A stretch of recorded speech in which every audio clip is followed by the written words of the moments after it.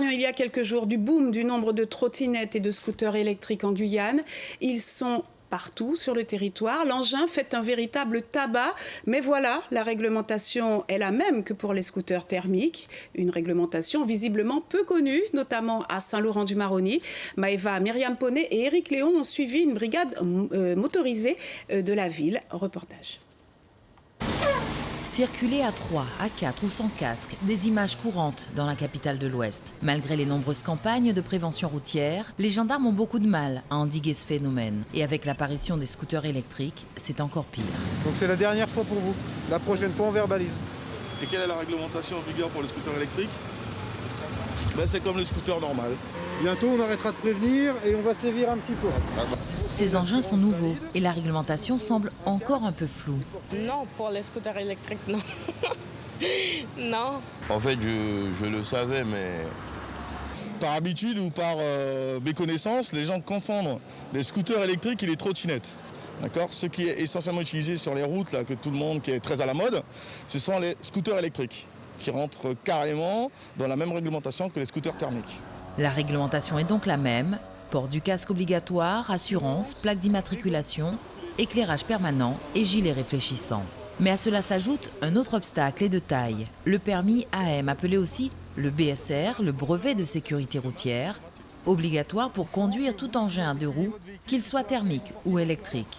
On est confronté à un problème qui est purement local, c'est-à-dire que la réglementation voudrait que pour la conduite de ce type d'engin, c'est comme les scooters thermiques, que le conducteur ait le permis AM, le BSR et tout ça. La difficulté sur Saint-Laurent, c'est qu'il n'y a aucune auto-école qui est en mesure de faire passer cet examen aux candidats potentiels.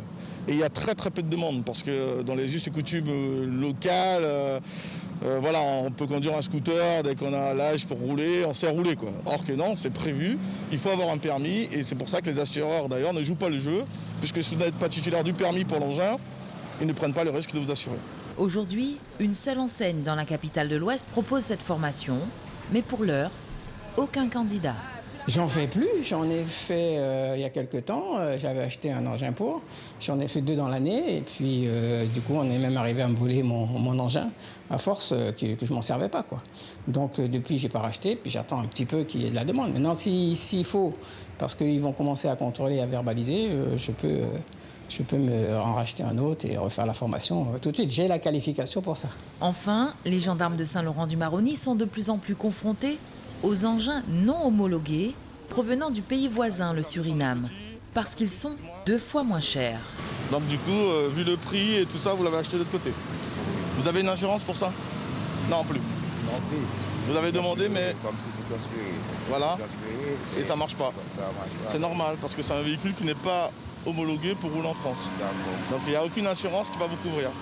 On voit bien que ce sont des gens qui n'ont pas beaucoup de moyens, qui essayent de s'en sortir, donc on est là pour leur expliquer la loi, qu'ils n'ont pas le droit, qu'ils devraient faire en sorte de se mettre en règle, mais on a une certaine tolérance. Ce jour-là, un cyclomotoriste sur la dizaine de personnes contrôlées était en règle. Si pour l'heure la sensibilisation est privilégiée, un renforcement du dispositif de répression est toutefois envisagé dans quelques semaines.